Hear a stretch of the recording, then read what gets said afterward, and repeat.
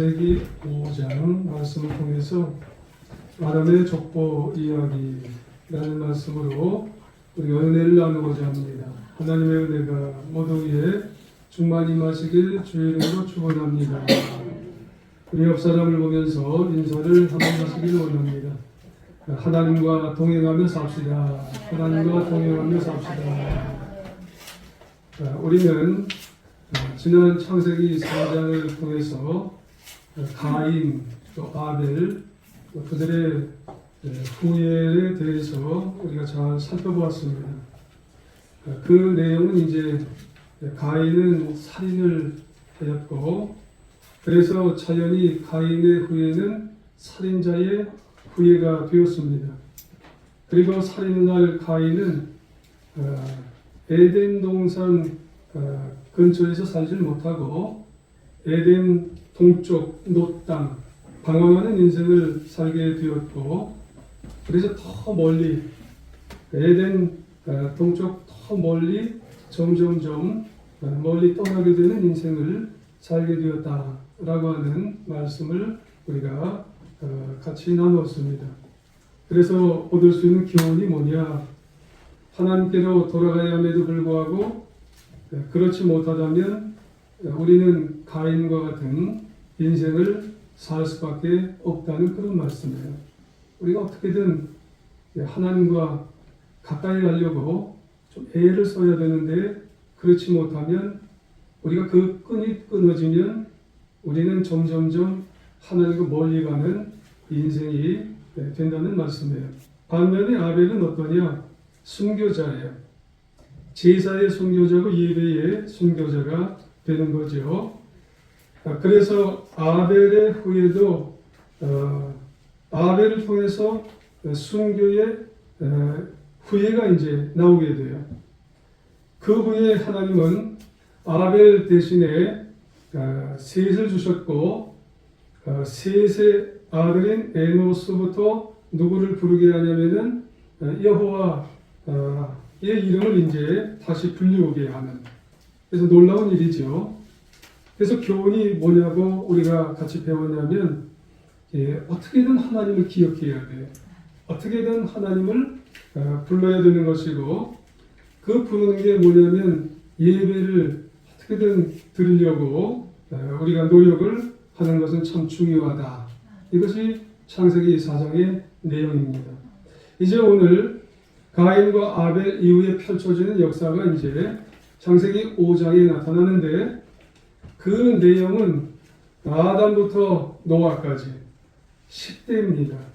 여러분 오늘 교록에서 같이 읽어보셨습니다마는 10대에 걸쳐서 이제 역사가 족보로 나타나요. 이 긴 역사는 시간적으로는 한 1000년 정도 됩니다. 그리고 지금 말씀드렸습니다만 한 10명 정도가 이제 선택이 되어서, 그래서 족보로 이제 쭉 기록이 되어지는 거예요. 1절 이하를 보면은 이것은 아담의 계보를 적은 책이니라 이렇게 되어 있어요.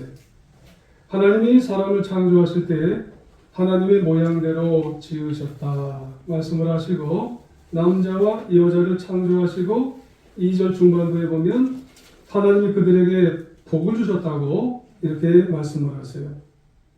이 말씀은 아담이 선악과 문제로 타락하기 전의 내용이에요. 1, 2절은 인간의 본질적인 문제가 뭐냐 하는 거죠. 인간이란 어떤 존재냐, 이것이 아담의 족보에서 앞부분에 살짝 기록이 되는 거예요. 타락하기 전에 인간의 모습은 어떤 내용이냐 하는 것이냐면 세 가지가 이제 나오죠. 한 가지는 1절 하반부에 하나님의 모양대로 라고 말씀을 보면은 그게 인간의 본질적인 모습이에요. 이 말은 하나님의 형상대로 인간은 지음받았다는 그런 말씀이죠. 인간은 동물이 아니라는 거예요. 인간 안에는 하나님의 영이 지금 들어와 있다는 거예요. 그래서 우리는 하나님의 영이 우리 인간 안에 들어와 있기 때문에 누구와 교제를 할 수가 있어요? 하나님과 교제를 할 수가 있고 하나님의 이름을 부르면서 살 수 있는 존재로 지음받은 그런 존재가 바로 인간이 아담이지요. 그 아담, 그래서 하나님이 만드셨다라고 하는 그런 말씀이에요. 그러고 보면은 하나님의 형상대로 만들었기 때문에 인간은 이제 진화가 아니에요. 인간은 창조라는 그런 의미로 아담의 족보에서 처음에 이제 말씀을 하시는 거예요. 그 다음에 2절에서 뭐라고 말씀하시냐면 남자와 여자를 창조하시고, 여러분 이 말이 무슨 의미일까요? 하나님의 형상대로 지음을 받되 남자와 여자로 따로따로 하나님이 지으셨다는 거예요.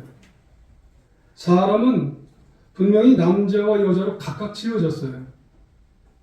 남자끼리 살아도 되고 여자끼리 살아도 된다는 이런 말이 아닙니다. 이 말은.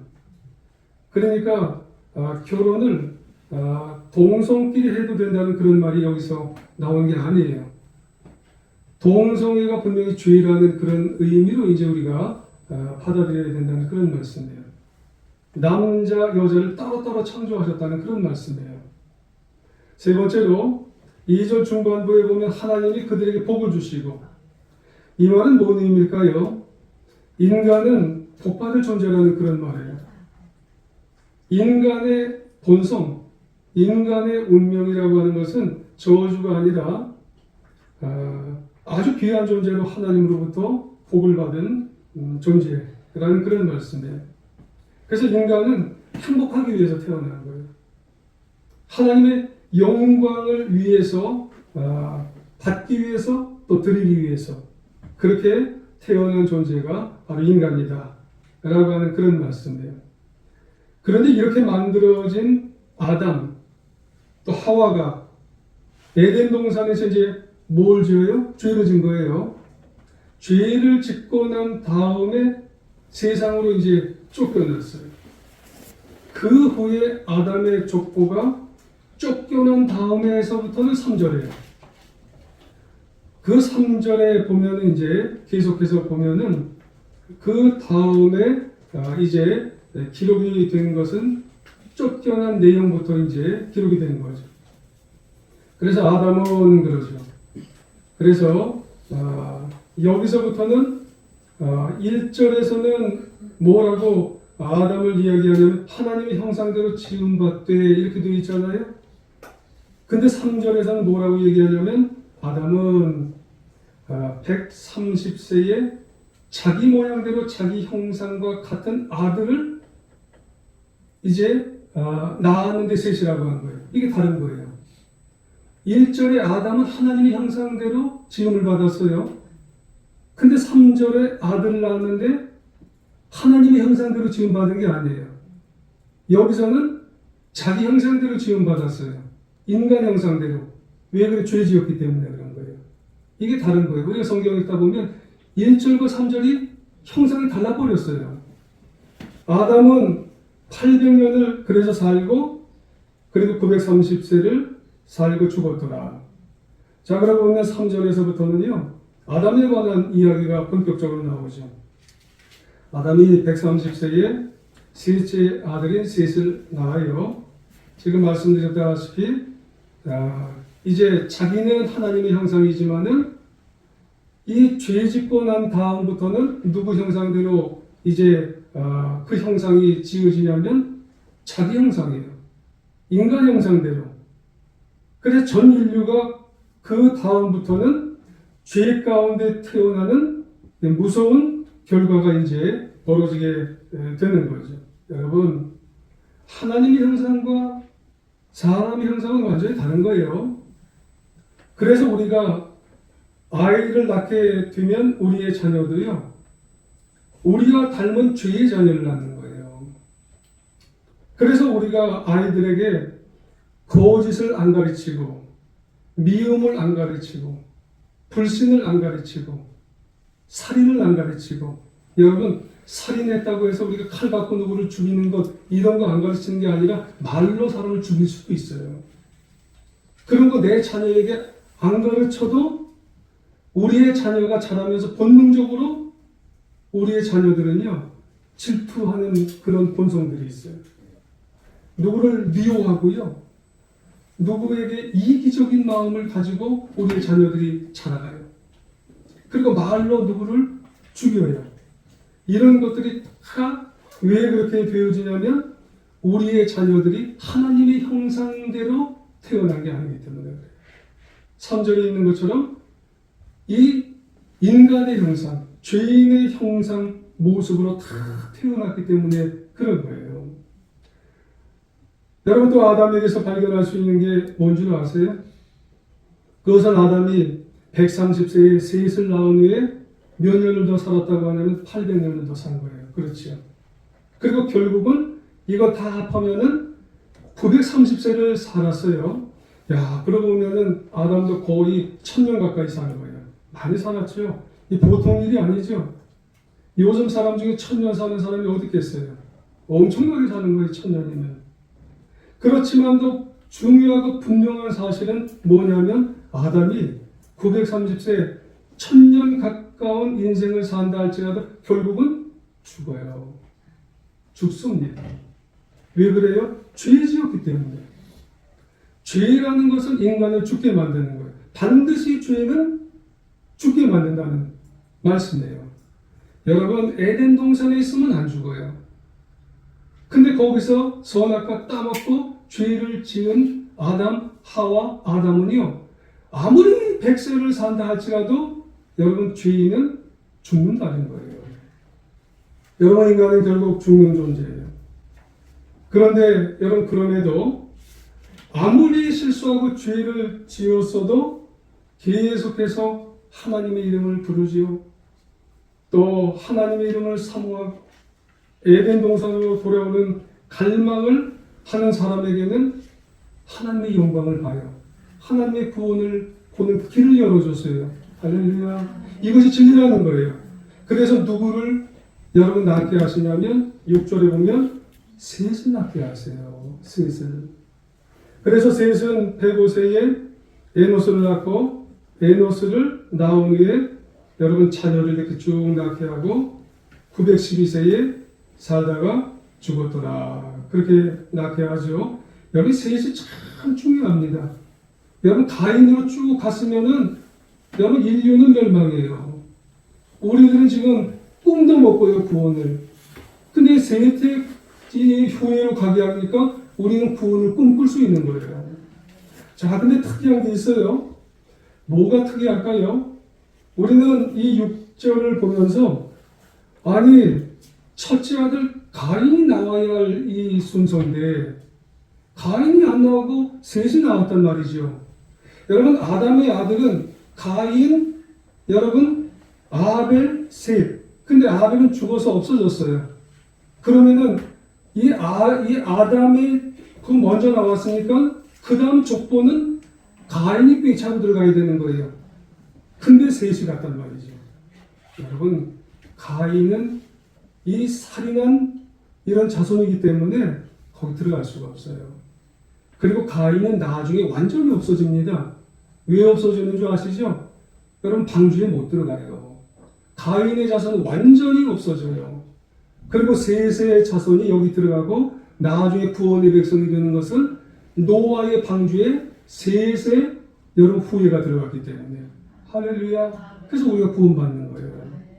여러분 이것을 통해서 아담의 족보는 셋을 통해서 이어지는 거예요. 그렇습니다. 하나님께서 아담 이후에 가인의 기본을 사용하신 게 아니에요. 살인자의 기본을 사용하신 게 아니에요. 여러분 아벨 대신에 아벨은 죽었으니까 셋을 사용하신 것은 은혜 중에 은혜예요. 구원의 역사를 시작하시는 거예요. 여러분 생각하면 생각하면 큰 은혜입니다. 큰 복이에요. 우리가 죄 중에 태어났고 여러분 사람의 모양 형상을 입는 그런 인생을 산다 해도 우리에게 하나님의 은혜 가운데 구원의 복이 우리에게 열렸음을 우리는 감사해야 되는 거예요. 여기서부터. 그러므로 복을 누리는 사람 하나님의 이름을 부르고 여호와의 이름을 기억하고 여호와의 관계가 끊어지지 않고 붙들며 살려고 하는 사람에게는 이게 구원이 있는 거예요. 그렇다면 셋의 계보, 여러분 정확히는 이게 아벨의 계보입니다. 아벨의 계보. 우리가 살펴보면서 나누어야 될 사람이 정말 중요한 사람이 있는데요. 두 사람이에요. 먼저는 동행하면은 대표적인 사람이 누구냐면 이제 에녹이죠. 그래서 쭉 중반부는 여러분이 읽어보시고 21절로 가시면은 아주 대표적인 사람이 있어요. 그 사람이 누구냐면 에녹인데 21절 에녹은 65세에 무두셀라를 낳고 무두셀라를 낳은 후 300년 하나님과 동행했고 그리고 365세를 살고 에녹이 하나님과 동행하다 하나님이 천국을 데려가셨어요. 이야, 여러분 에녹에 관한 이야기죠. 에녹은 성경에 나오는 인물 중에서 아마도 가장 복받은 사람 중에 최고예요. 안 죽고 하나님이 데려가셨거든요. 앞서 인류 족보의 패턴, 이 에녹은 아담 족보에서 몇 대 손이냐면 7대 손이에요. 그러면은 아담부터 앞에 6명이 있어요. 6명이. 6명은 어떠냐면 살고 죽고 살고 죽고 살고 죽고 다 살고 죽고가 6명이에요. 이것이 이 인류 역사의 일관성이에요. 그런데 이런 살고 죽고의 패턴에서 유일하게 죽음을 보지 않은 인물이 누구냐면 에녹이에요. 여러분 다 살고 죽고예요. 근데 에녹만 살고 살았어요. 영원히. 이런 에녹의 인생을 조명해 보고자 한번 찾아보면 여러분 에녹의 인생이 좀 답답한 게 있어요. 근데 별 기록이 없어요. 여러분 단 서너 줄밖에 없어요. 오늘 성경에 봐도 서너 줄밖에 없어요. 아담의 7대 손인 아주 중요한 것에 대치하는 이유가 뭔가 있기는 있는데 죽음을 보지 않고 하나님과 동행하다가 하나님이 천국으로 데려간 인물임에는 중요한데 근데 흔적이 별로 안 남았거든요. 기도하는 마음으로 그러면 하나님께서 뭘 좀 알려주시려나. 그래서 또 보고 몇 번을 보다가 21절 이하에 이거구나. 에녹은 65세에 무두셀라를 낳고 무두셀라를 낳은 후 300년을 하나님과 동행하며 자녀를 낳았으며 에녹은 이 중요한 것이 뭐냐면 애를 낳았어요. 애 낳은 게 참 중요한 하나의 이 터닝 포인트가 되는 거예요. 여러분 무두셀라를 낳은 후 300년을 하나님과 동행했다는 게 이게 중요한 거예요. 여러분 무두셀라가 이게 누구예요? 무두셀라는요. 우리의 인생에서 지금까지 역사상에서 가장 오래 산 사람이에요. 가장 오래 산 사람. 그런데 이 무두셀라를 낳은 것을 통해서 정말 왜 그렇게 이 에녹이 터닝 포인트가 되었을까? 여러분 이 에녹을 보게 되어지면은요. 에녹은 우리가 가만히 생각해 보면 왜 하나님께서는 300년만 동행하셨을까? 성경에 보면 300년 동행했다고 그러죠. 그의 나이는 365세 아니에요. 아니 우리가 생각해 보면 365세를 동행하면 좋은데 왜 300년만 동행하셨을까? 그거를 구분해 놓는 거예요. 65세는 동행을 안 하셨어요. 근데 뒤에는 동행하셨단 말이에요. 그거를 생각해 보면 아이를 낳아서 그렇구나. 아이를. 여러분 이 아이가 의미가 있어요. 아이가 어떤 의미가 있냐면은 이 아이가 이제 이 땅에 심판이 말 것이라 라고 하는 그런 의미가 있답니다. 이 에녹이라고 하는 이름의 의미가 무슨 의미냐면요. 하노크라고 하는 그런 의미랍니다. 하노크라고 하는 의미는 뭐냐면 가르치다, 또 전파하다, 증언하다. 이것이 에녹의 의미래요. 그러면 적어도 태어나면서 에녹은요, 그의 인생 속에서 하나님의 영광, 또 하나님의 이름을 가르치고 전파하고 증거하는 그런 인생을 살았어야 옳은 거 아니겠어요? 근데 그는 65세의 인생을 살면서 그 인생이요, 그냥저냥 살았던 모양이에요. 세상 사람들이 살아가는 것처럼 먹고 자고 시집가고 장가가고 그리고 자기가 할 일을 그냥 65세 인생에서 그냥저냥 살았던 모양이에요. 물론 나쁜 건 아니지만은 다른 사람에게 피해 안 주고 살았던 것, 그냥 그렇게 사는 것 괜찮은 것 같겠죠. 자기의 성을 쌓고, 지난주처럼 자기의 성을 그냥 쌓고 그냥 사는 건 뭐 나쁘지 않겠죠. 근데 그의 이름의 의미가 참 중요한 거죠. 이름의 의미가 뭐라고요? 다른 사람에게 하나님의 영광을, 다른 사람이 하나님의 그런 삶을 가르치고 전파하고 증언하고 이렇게 되는 인생을 살았어야 되는데, 그런데 그에게 아이가 나왔어요. 무두셀라의 이름의 사전적인 의미는 뭐냐면 무트, 셀라흐. 이 사람이 죽으면 정말 이 땅에 심판이 임할 것이다 라고 하는 그런 말이랍니다. 이 아이가 이렇게 딱 낳다 보니까 나는 정말로 하나님의 영광을 위해서 살았나, 가르쳤나, 증언했나, 전파했나, 그냥저냥 이렇게 살아서는 되는 인생이었나 라고 하는 것을 그가 깨달았다는 거예요. 그래서 그때부터 65세 딱 되고 난 다음부터 내가 이렇게 살아서는 안 되지. 그래서 이 300년 그 이후에부터는 하나님과 함께 늘 동행하면서 살게 되는 인생의 전환점이 이루어지게 되었다는 그런 말씀이에요. 여러분, 우리에게 있어서도 지금까지 저의 인생이나 여러분의 인생이나 나이가 지금 이렇게 되어졌지만 앞으로 우리의 전환점은 어디여야 되느냐라고 하는 그런 말씀이에요. 전환점이 있을 때 우리는 동행한다는 거예요. 나는 동행해야지가 아니라는 거예요.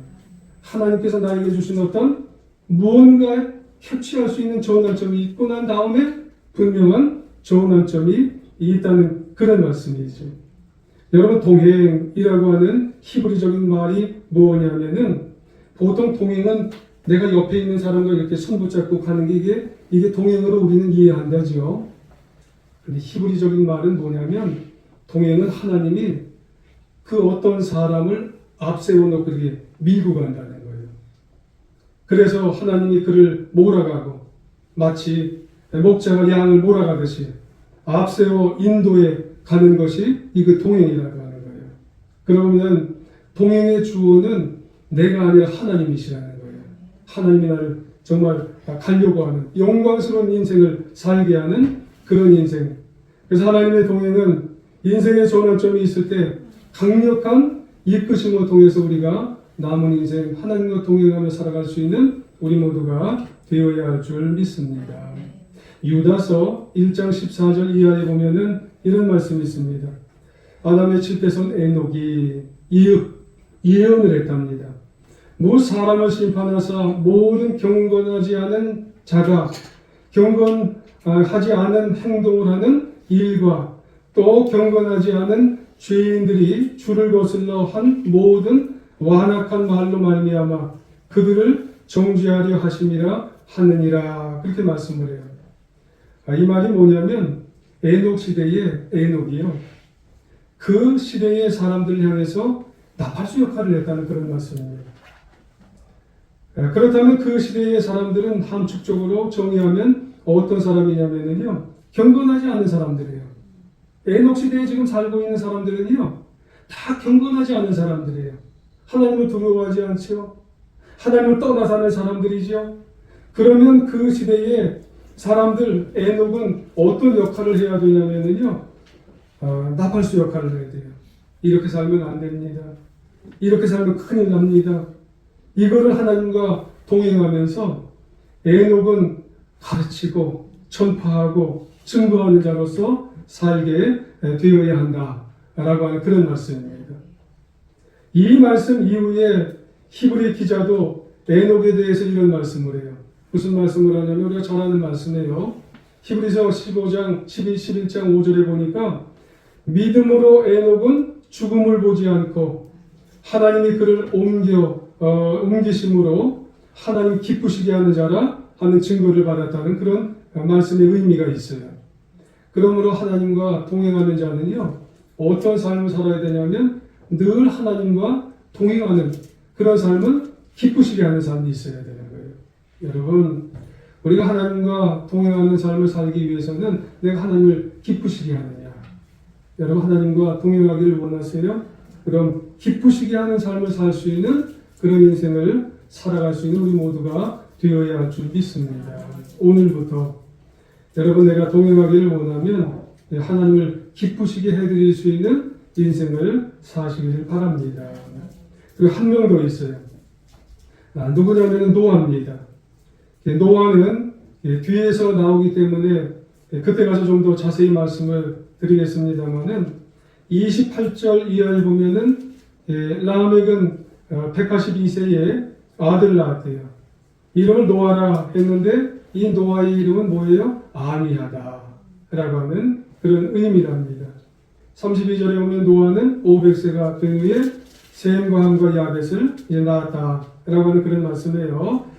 노아에 관한 이야기지요. 노아는 창세기 시대에 가장 어둡고 가장 절망적인 시대에 나왔어요. 왜 그러냐면 하나님께서 물로 심판하지 아니하면 안 되는 타락한 시대가 되었기 때문에 노아가 이제 그 시대에 낳게 된 거예요. 하나님께서 말씀으로 만드신 온 인류를 물로 심판하시기로 결정하실 정도면은 여러분 그 시대가 그 정도로 죄악으로 타락한 아주 부패한 그런 시대가 되었다고 하는 그런 말씀이에요. 근데 다 이제 심판하실 수는 없는 거죠. 왜냐하면 다 심판하시면 이 세상은 이제 없는 거예요.